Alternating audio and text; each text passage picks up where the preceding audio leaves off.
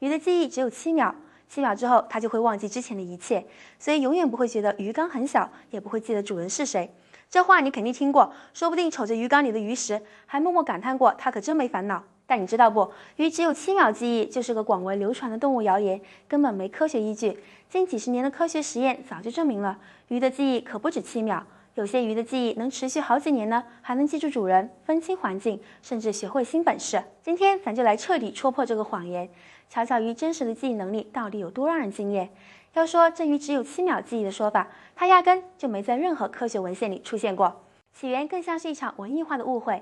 有人觉得这说法最早是因为以前人们观察鱼的时候太粗浅，那时候人们看到鱼在鱼缸里老是撞缸，还总在一个地方游来游去，就以为它记不住自己的缸游过哪儿。还有人说，这说法可能一开始是出现在某首诗歌或者散文里，作者用7秒记忆来形容鱼的无忧无虑，结果读者们就当成科学事实了，传来传去，最后就成了大家都相信的常识。但科学可不是靠想象来下结论的。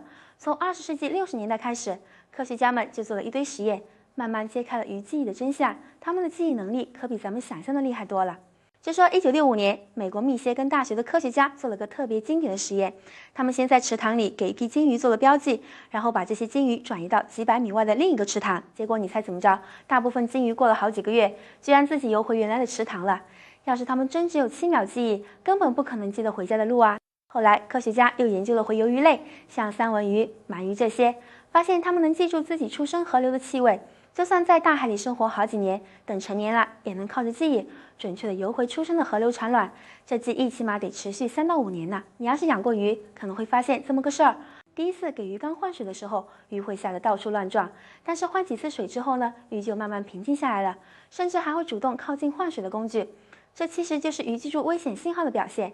他知道这工具不会伤害自己。科学家也做过类似实验，他们给斑马鱼喂食的时候，先放一段特定的声音，接着在鱼缸里来点轻微的电击，让鱼不舒服。重复几次之后，只要一放那段声音，就算没有电击，斑马鱼也会马上躲到鱼缸角落。而且这记忆至少能保持3个月，鱼可不会7秒就忘了被电击的痛苦。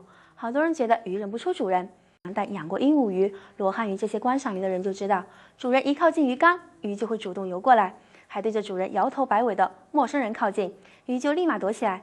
这就说明鱼能记住主人的样子和动作。日本科学家用热带鱼做过实验，让一个实验员每天给鱼喂食，另一个实验员偶尔路过鱼缸。1个月之后，2个实验员同时靠近鱼缸，鱼明显就偏向每天喂食的那个实验员，还会主动蹭鱼缸壁，想和它互动。要是鱼只有7秒记忆，根本没办法区分经常喂食的人和陌生人。鱼不光能记住东西，还能通过记忆学习新技能呢。2002年，英国剑桥大学的科学家对孔雀鱼做了个实验，他们在鱼缸里弄了个迷宫，只有找到正确路线才能吃到食物。结果大部分孔雀鱼试了几次之后，就能记住迷宫路线，每次都能很快找到食物，而且这个记忆能保持好几个星期。就算把迷宫换个位置，鱼也能很快适应新路线，举一反三。更厉害的是，有些鱼还会跟同伴学习。要是有一条鱼学会了打开喂食器的方法，其他鱼通过观察就能记住，然后自己也去尝试打开喂食器。这种社交学习能力得靠长期记忆支持，7秒记忆可办不到。既然科学实验都证明鱼的记忆很强了，为啥还有好多人觉得鱼记性差呢？其实是因为这几个常见的误解。第一个误解就是，大家觉得鱼不会表达记忆，就以为它们没记忆。鱼不像咱们人能说话、有表情，它们没办法直接展示自己的记忆，只能通过行为表现出来。比如说，鱼记住了回家的路，我们看到的就是它游回池塘，但没意识到这是记忆起的作用。要是鱼没有明显的行为变化，我们就容易觉得它忘记了。第二个误解是，看到鱼缸里的鱼老是在一个地方游，就觉得它记不住刚游过的地方。但实际上，鱼老是在一个地方游，可能是因为鱼缸空间太小，只能在固定区域活动，也可能是它在守护自己的领地，跟记忆没多大关系。要是把鱼缸换成大一点的环境，鱼就能表现出更多不一样的行为，证明它能记住不同地方的情况。第三个误解是，不同鱼的记忆能力有差别，不能一概而论。虽然科学证明鱼的记忆远超7秒，但小型鱼像金鱼、斑马鱼的记忆一般能持续几个月到1年，大型鱼像鲨鱼、金鱼的记忆可能持续好几年。不过不管哪种鱼，都不可能只有7秒记忆。除了记忆厉害，鱼还有好多高智商的表现，能打破大家觉得愚笨的印象。比如说，有些鱼会使用工具，石斑鱼会用嘴叼着石头砸开贝壳吃里面的肉，河豚会用沙子搭建圆形巢穴来吸引异性交配。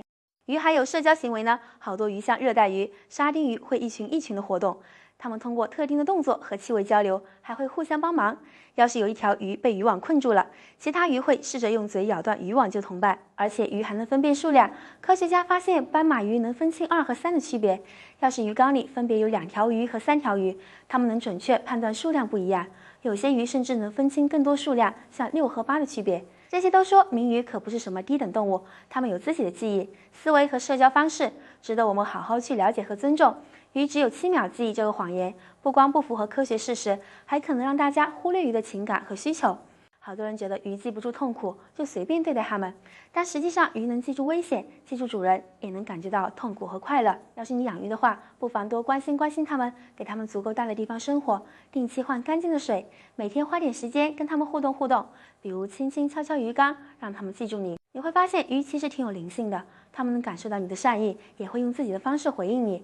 下次要是再有人说鱼只有7秒记忆，你就把这些科学知识讲给他们听，一起把这个传了好久的谎言终结掉。毕竟，了解动物真实的能力，尊重每个生命，才是对他们最好的态度。如果你喜欢我的频道，记得点个订阅。我们下期再见啦，拜拜。